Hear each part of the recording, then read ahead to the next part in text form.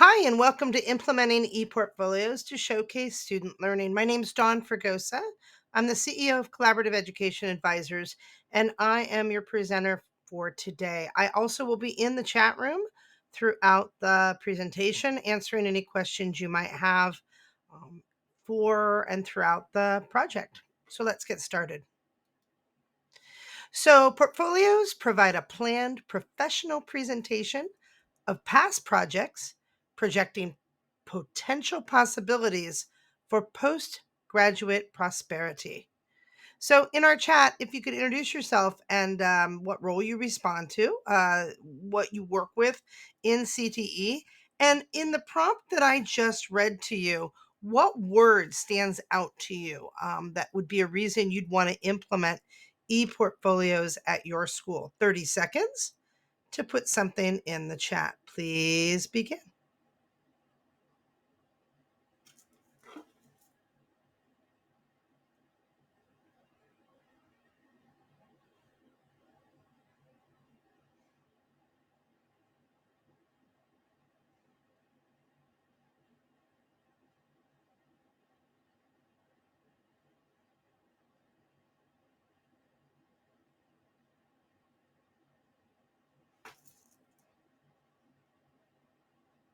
And stop.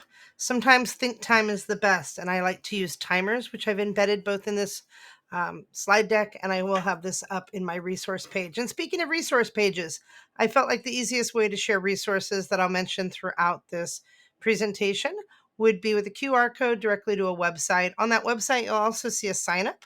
If you're interested, please feel free to enter our uh, feedback form, and we'll be drawing Amazon gift card by the end of this conference. So why get rid of the binders?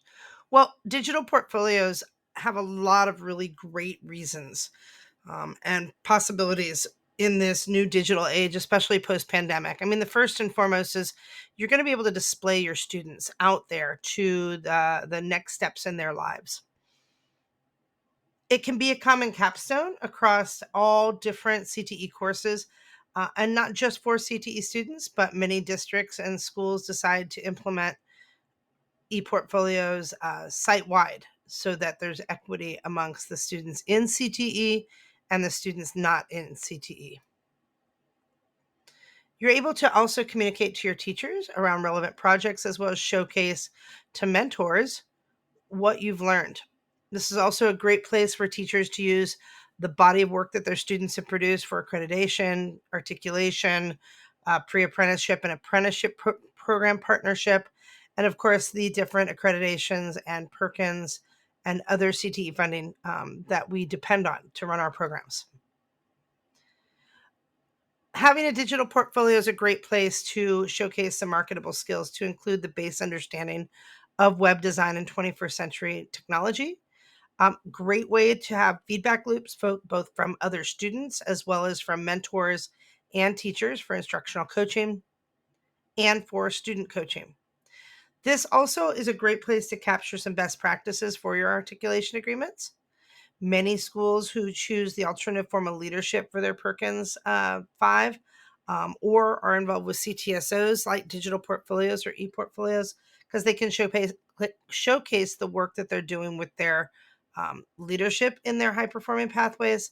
This also allows you, which recently has become more and more of an issue with Perkins 5, to stay connected to your students post-secondary. Depending on the portfolio platform you use, portfolios can be a great way to keep connected with your alumni.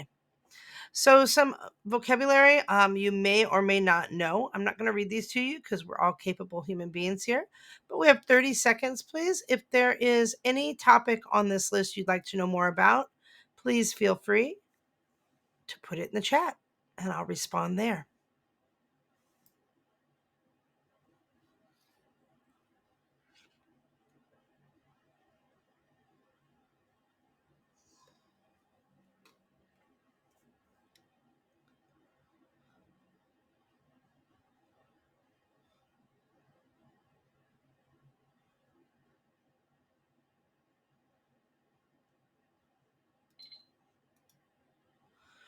Even ACTE agrees that digital portfolios or e-portfolios are the way of the future. As featured during the COVID-19 innovations, there was an article on how we're capturing student skill sets and showcasing them using e-portfolios. EdSource, since 2017, has been pushing and encouraging teachers at all age levels, from middle school all the way to community college and beyond, to consider e-portfolios as their capstone projects. Why do we use portfolios? Well, obviously, it's best work, right? But it also can show processes and student growth. This can be a great place for self assessment and using reflections of learning, or it can be a constantly changing sample of work or samples of work on different pages that they can showcase depending on what career or job they're looking at. So here's some guiding questions that you should think about when you're going to implement your learning community with ePortfolios. And I'm going to get a timer started so you can read, and I'll go through these during this 1 minute. So the guiding question for the chat is, what would be your use for a digital portfolio, and who would be your audience? So what's the purpose of a portfolio? Lots of different purposes. Really depends on what you and your school need to showcase. Who is your audience? We're going to discuss that a little bit more throughout this presentation. What type of content would be included? Some teachers don't like showing anything less than perfect work. Some teachers and programs really prefer to actually see the work that students struggled or had difficulties with, depending on how they overcome those challenges and how they're able to think about how they overcame the challenges. Really depends on your program. How are you going to manage it? And this is always a really big deal. And obviously, one of the things that I do for a living with my firm is set up and run full portfolio programs for districts, based on the collaboration of teachers and district need. Communication. How are you going to talk to students and talk to those audiences? What's the voice going to look like? And finally, how are we going to evaluate those portfolios? Obviously, many of you are coming from different CTE industry sectors, and that's okay. I've worked with e-portfolios across all industry sectors. These are the California, what we call the CTE beach balls. And every state has slightly different industry sectors, but it doesn't really matter because all of us have anchor standards to be increasing our technology, and the e-portfolio is a great way to do that. Portfolios provide a planned professional presentation of past projects, projecting potential possibilities for postgraduate prosperity. There are some things that I look at and encourage you to look at when you're implementing an e-portfolio. The first is the platform. What's best for your district and what works within the district you're in? Are you a Google or a Microsoft? Do you have students who are rural and have less access to equitable internet? Do you have a one-to-one deployment of technology? Plan. What are you trying to capture? What's the whole purpose of implementing?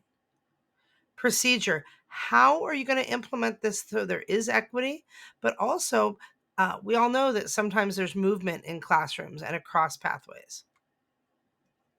Papers. Are you going to have students write? Will it be a common capstone? Or will it be a different type of writing depending on the pathway they're in? Who are students presenting their work to? What's the point of these portfolios if no one sees them? And possibilities. How can this open up opportunities for your students? As well, at the end of this presentation, I have some examples of students who've used their digital portfolios and gone on to do amazing things. So again, the QR code will have some of the things that I mentioned today in it, as well as a copy of this presentation with the live links to the examples. So platforms. This may be the most difficult decision you're going to have because depending on the teacher's technology savvy and the district's implementation processes, picking a platform is really probably the most difficult part of the process. In some cases, we have teachers who choose their platform and are able to roll it into their standards despite or in addition to what is offered by the district. So there's some pros and cons of Google Sites. The biggest con is that students will lose their sight when they graduate if you are on a Google platform. Now, there's some workarounds around that. And there are also ways now that Google allows for templates to be pushed out to include page names and fonts already built, as well as branding, which is a great feature that came at the end of the pandemic. If you do nothing else today, if you are a Google site, just do keep this in mind. Make sure you have a process for your seniors at the end of their secondary career with you to, excuse me, use Google Takeout. And Google Takeout allows students to migrate their content from their drive to a personal Gmail before they graduate. This keeps them from losing all the work that they've done as long as they've been in your Google um, landscape for the district. Bulb app. So Bulb app is one of my favorite current digital portfolios. One of the reasons is it really just integrates with everything. It works with LMS, it works with Microsoft, Flipgrid, Pear Deck. It holds video, it holds audio, it holds pictures, it holds text.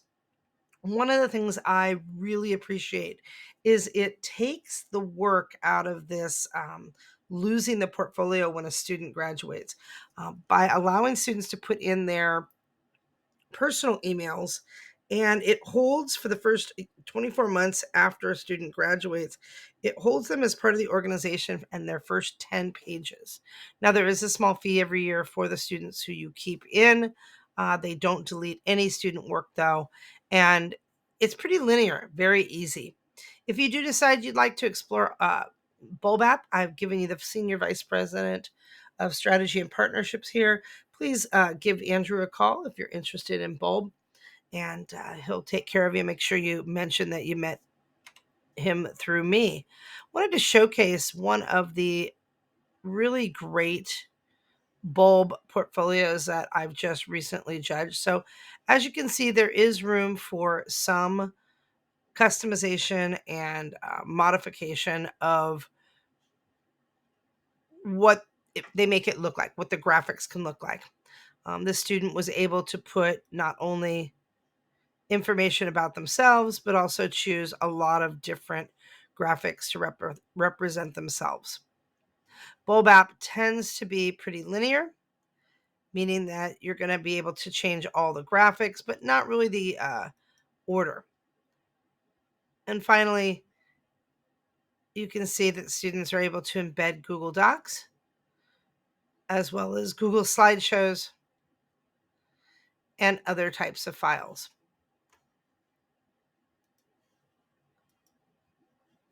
There are lots of other potentials as well currently with platforms you can use, from GoDaddy to Wix to WordPress, as well as some that are really focused on the education landscape: LiveBinders, Exhibi, Pathbright. Again, I've showcased a few, but you need to research for yourself or bring in an outside consultant to help you do a focus group with teachers to pick what's going to be best, both long term as well as be able to be connected so you can showcase it um, to people outside of your district. Plan. This really becomes, what are we basing our plan around? What are we basing? What's the reason for doing our portfolios? Well, there are always ways to organize a portfolio that makes sense to CTE. I mean, we can always look at the class projects, artifacts. If you have partnership academies, you can look at the compliant points for a partnership academy. You can also go over to ACTE and look at the different elements for a high quality CTE program of study, or perhaps align it to the Perkins dashboard. Different states have different improvement grants or workforce development grants, all which are a great way to showcase using the student's own voice and work um, to showcase your own personal body of work and how you are meeting or exceeding those requirements. So often CTE projects and evidence doesn't get showcased the way it really should be. Using your state's anchor standards, and then of course by your school's student learning outcomes or their mission, perhaps their graduate profile, or if you're collecting accreditation out of evidence for your school, your program. This is a great way to align it and showcase it through the students. Plan to collect more than 1 year. In a perfect world, students would come out of eighth grade in a K 12 district with digital portfolios already in place and ready, especially if they have those skills at a younger age and are engaged with their digital portfolios. They're going to be able to focus on pathways and programs that they're really interested in, as well as see their growth.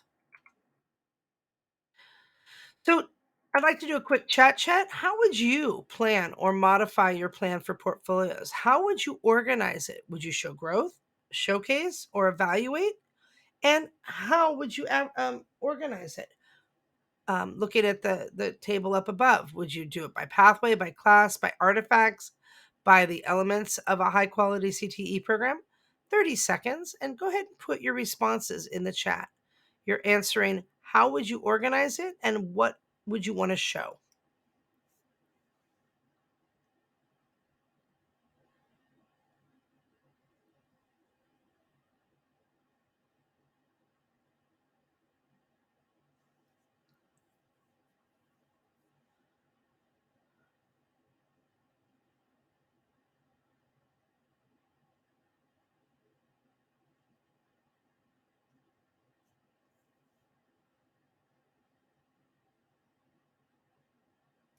Moving on. Now, portfolios where students revisit their growth, especially if you're in a sequential CTE pathway program, it's really a great way for students to see how far they've come and what advanced skills they've learned along the way. This also allows you to showcase things like specific capstone projects or unit projects and have students reflect on, again, their self improvement. This leans itself towards a really awesome kind of social emotional concept of the growth mindset. And I find that digital portfolios are a great way to foster the growth mindset. Now, when you're looking at reflection and visiting growth, you also have to look at scoring and accountability in e-portfolios. And that can be really time consuming if you have the students reflecting. At several of those programs that I work at, the final project for both the intro, the concentrator, and the capstone classes in CTE are presenting their portfolio and their body of work for the year. And with the, again, pandemic, it did change some of that. And being able to videotape yourself presenting your portfolio, especially if it's an e-portfolio, is something that is very akin to what we're doing right now in this conference. And being able to do a hybrid presentation, but also capture your own voice presenting your e-portfolio for that year. One way I really love seeing e-portfolios, if it is a CTE e-portfolio focus, is representative of their sequence of pathways, like we just talked about. So in this situation, you might have math and science and English and history tabs, but you also would want to showcase your 3 courses in agriculture: intro, intermediate, and advanced, and any digital or industry certifications you would have gotten. Another great way to separate your students' e-portfolios as well as educate students in what the 12 elements of a high quality CTE program are is to organize your e-portfolios by the 12 elements. Now, if you were going to do this at your school, which of these 12 elements can a portfolio showcase? Which do you see as the most important? Go ahead and add your response to the chat.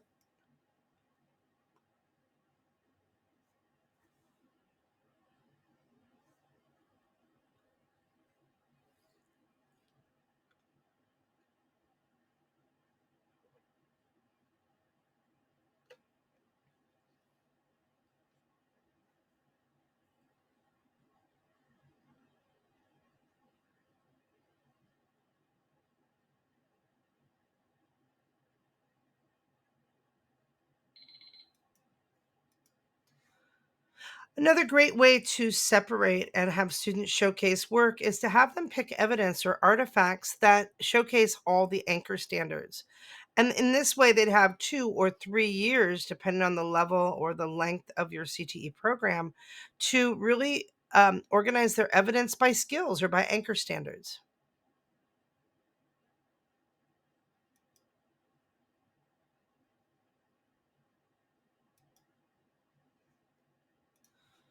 Many schools are working with what are called SLOs, or student learning objectives, student learning outcomes, depending on the acronym at your site.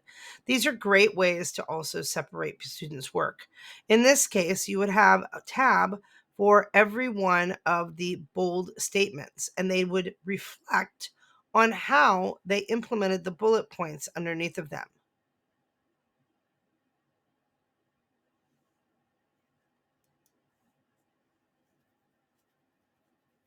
Which of the plans that we've discussed do you think is best for your site? Why? Go ahead and add your comments in the chat.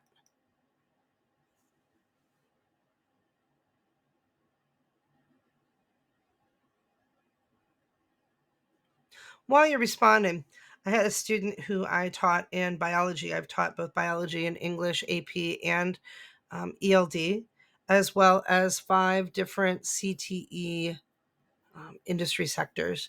And I had a student that I taught about 15 years ago when I first started doing e-portfolios.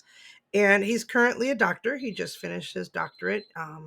He is working went to school at UC Davis. And over the years, he kept up his high school e-portfolio and was able to add to it every year that he interned or worked in a hospital or volunteered. And in that e-portfolio, he went all the way back to where I taught him biology in 10th grade and had pictures of his dissection that he did in 10th grade. And it was pretty phenomenal story. He was able to narrate about himself as he explored what part of the medical field he wanted to focus his career on. Now, how are we having students reflect? Again, when we think about e-portfolios, they're only as good as the evidence we put on, the you know importance we put on the reflection, as well as the accountability. So, some things to consider when we are creating e-portfolios, and that is make sure you're going across pathways as well as across the instructors in your pathway. It's always and usually pretty easy to add extra pages at any given point to an e-portfolio. So, the more the merrier, but dictate its plan before you, and then make sure there's room for the people. You will need somebody to help you maintain the process, and teachers are holding a lot of tech support for their own classrooms. I always encourage you to make sure you're leaving instructional or institutional knowledge behind, but also this is something that is really an equitable thing, and having a district or having your full program, your ROP program or your CTE program, really be backing this so that it is equitable for students no matter what the industry sector is really important.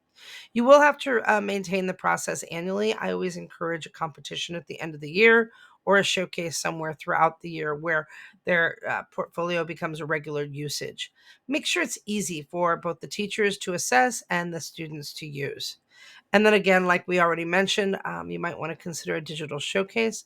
Foundationforinnovation.org is a program that is working with 4 different competitions per year. They bring it to your region and get sponsors in your region. And one of the things they also do is work with districts to run their competitions throughout the year, to include community service and e-portfolios.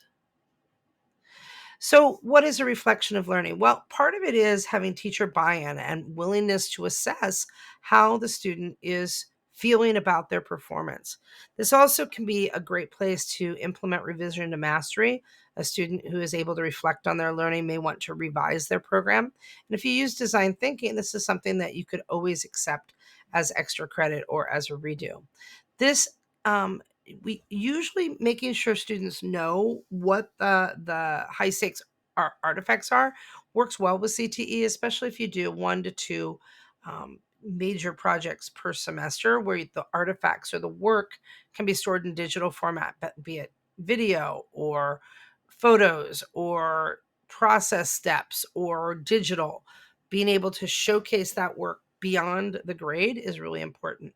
Metacognition, the students thinking about their thinking. This allows them again to reflect on what they do and how they do it. Long term, if the students use it for more than 1 year, they are going to see evidence in growth.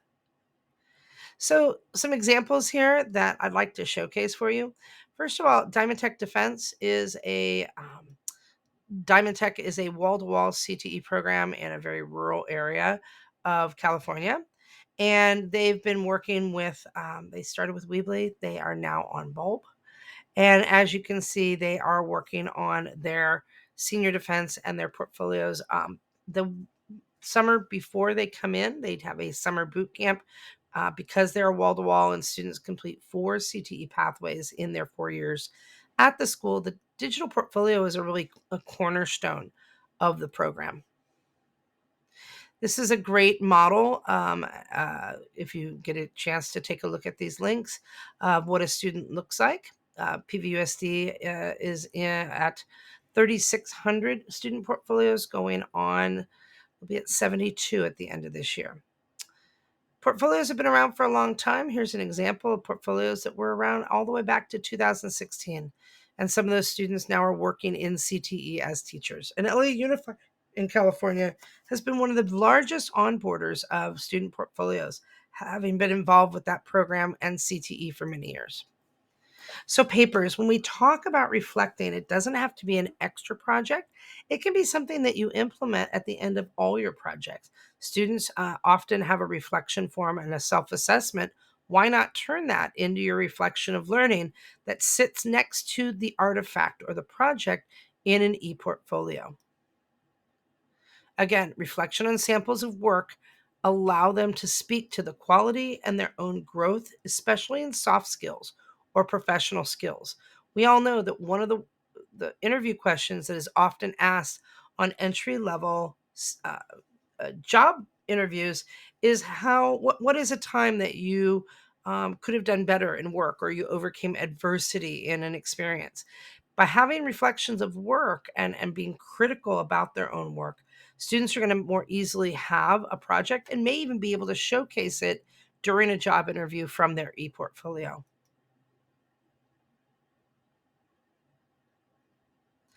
Some people don't think that portfolios are assessments. I would challenge that if it's enough to put a piece of artifact in a public view, it's enough to be assessed.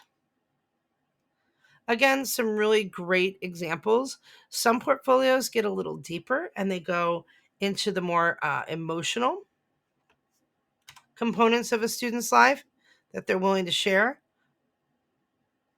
Others, like Zulima's, tend to be more geared towards the professional outcomes or what they're doing post secondary. Again, I want to remind you, make sure that you go ahead and get the resources, including this slide deck, at the mini website I built for the ACTE Vision Conference. At the end of the conference, I will be giving away a $100 Amazon gift card for anyone who signs up on our information sheet. Finally, the presentations. We all know that it's difficult to get through when you're doing a full class of 35 students or presentation. Again, with ePortfolios, this allows you really to do panels or to bring in your advisory board or industry professionals. This is an excellent place for parents to come in if you're in smaller programs where you have a high level of parent involvement. This also is a terrific place to present to their peers. Older students in your program, perhaps presenting to younger students, also a great place to recruit. Why not showcase the work a student's going to do in the recruitment program to get more and more students interested in your pathway?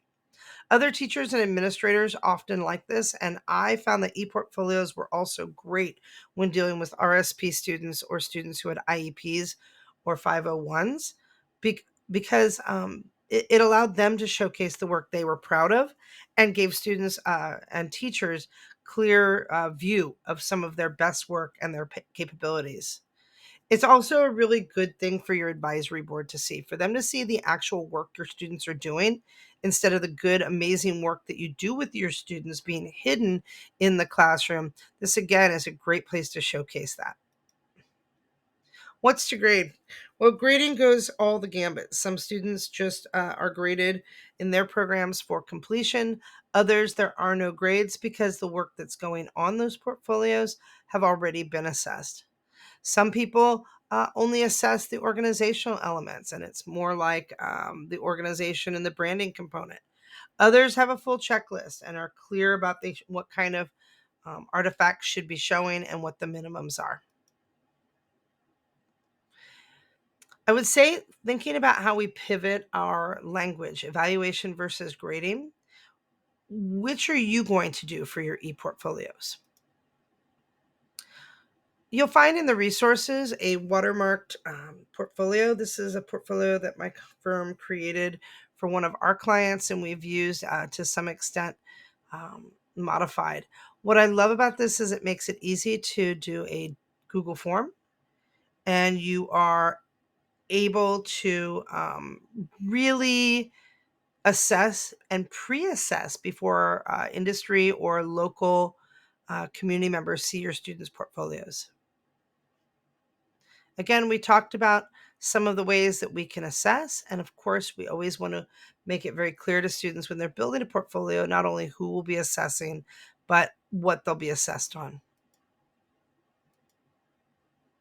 How does this open possibilities? Well, obviously, if your district allows you to get waivers and students over 13 are able to have their portfolios public, this can lead to job opportunities, connections to scholarships, college and trade school acceptance. This is a great place to showcase students for internships, pre apprenticeships, and apprenticeships. And often, students who are in more than one athletic team, they'll have their team or their game folder, game video all over the place. But this is a great place where students can put all their athletic prowess and the videos they have of themselves playing in one place. It's also you can showcase awards, community service you've done, and go out for job opportunities. Great thing to connect to a LinkedIn and job opportunities. Now, I wanted to show you some students. So Laura Friedland, a student who was a huge competitor in design and innovation challenges. She went on to UC Davis, and her digital portfolio is here. Simone Hafana, another really amazing portfolio. She ended up pivoting her portfolio to become her shop and modified hers and went to the About Me on Shopify, where she stored really her professional brand and persona. She has now sold well over 10,000 copies of her two coloring books that she authored, and continues to use the digital skills that she learned doing portfolios in her everyday life.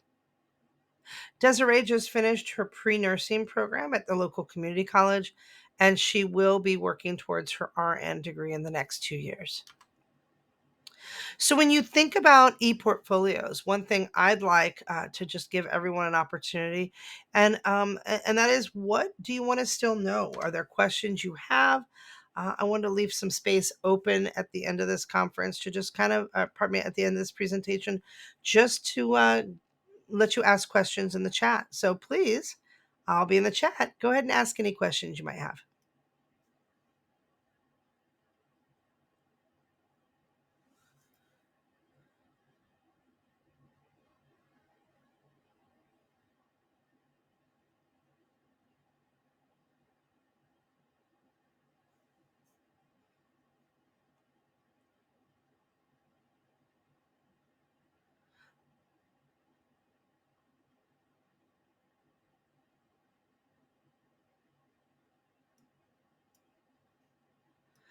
Again, I'd really like to thank you for coming for my presentation with all the amazing presentations available at Vision this year.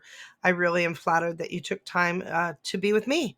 So I look forward to seeing some of your contact information. I will come and do a digital Zoom. It made our life easy to connect across miles, but I'm always glad to do a drop-in Zoom presentation on ePortfolios or meet with your team in person.